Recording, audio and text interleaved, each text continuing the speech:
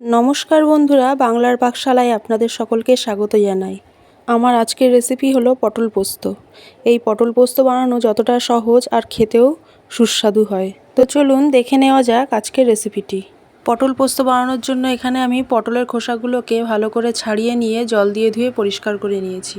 এখন পটলের দুপাশ একটা ছুরির সাহায্যে অল্প করে কেটে নেব আর পটলের চারপাশ একটু হালকা করে চিড়ে দেবো। তাহলে রান্না করার সময় পটলের ভেতরে মশলাগুলো ভালো করে ঢুকে যাবে আর খেতেও ভালো লাগবে। দেখুন বন্ধুরা, আমি প্রত্যেক কটা পটল একই প্রসেসে কেটে নিচ্ছি।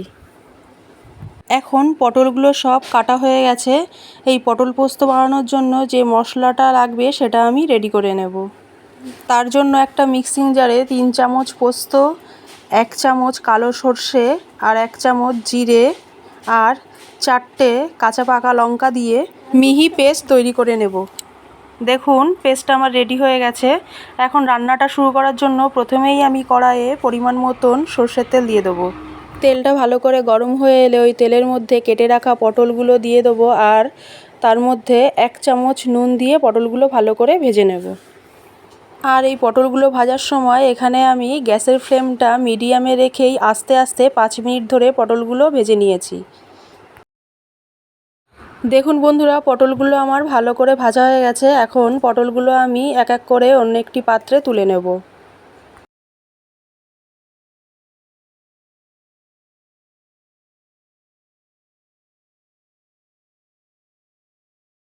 এখন ওই একই তেলের মধ্যে 1/2 চামচ মতো গোটা জিরে আর একটা তেজপাতা ফোড়ন দিয়ে তার মধ্যে মিডিয়াম সাইজের একটা টমেটো ভালো করে ভেজে নেব। এখানে টমেটো ভাজার সময় পরিমাণ মতো নুন আর হলুদ দিয়ে টমেটোটাকে ভালো করে আমি ভেজে নিয়েছি। টমেটোটা যখন ভালো করে ভাজা হয়ে যাবে তখন এই টমেটোর মধ্যেই আমি পেস্ট করে রাখা মশলাটাকে দিয়ে মশলাটা ভালো করে 2 মিনিটের মতন কষিয়ে নেব। আর বন্ধুরা, এখানে মশলাটা কষানোর সময় এই মশলার মধ্যে আমি 1/2 চামচ মতন লাল লঙ্কার গুঁড়ো আর স্বাদ মতো চিনি দিয়ে মশলাটাকে ভালো করে কষিয়ে নেব। এখানে আপনারা যে যেরকম ঝাল খান তার পরিমাণ বুঝেই আপনারা লঙ্কার গুঁড়ো ব্যবহার করবেন। মশলাটা যখন ভালো করে কষানো হয়ে যাবে তখন এই মশলার মধ্যেই ভেজে রাখা পটলগুলো দিয়ে আরও 10 সেকেন্ড মতন পটলগুলোকে মশলার সঙ্গে ভালো করে মিশিয়ে নিয়ে এই পটলের মধ্যে পরিমাণ মতো জল দিয়ে দেবো। পটল পোস্তর এই রেসিপিটায় একটু মাখা মাখা হলেই ভালো লাগে, খুব একটা ঝোল হলে এই রেসিপিটা খেতে ভালো লাগবে না। এখন আমি পটলগুলোকে ঢেকে 5 মিনিট মতন লো টু মিডিয়াম ফ্লেমে রান্না করে নেব।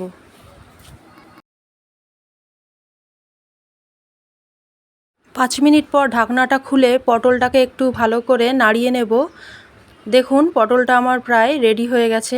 এখন এই পটলের মধ্যে 1/2 চামচ মতন গরম মশলার গুঁড়ো আর 1/2 চামচ ঘি দিয়ে নাড়িয়ে নিয়ে গ্যাসের ফ্লেমটাকে অফ করে দিয়ে অন্য একটি পাত্রে নামিয়ে নিলেই রেডি পটল পোস্ত।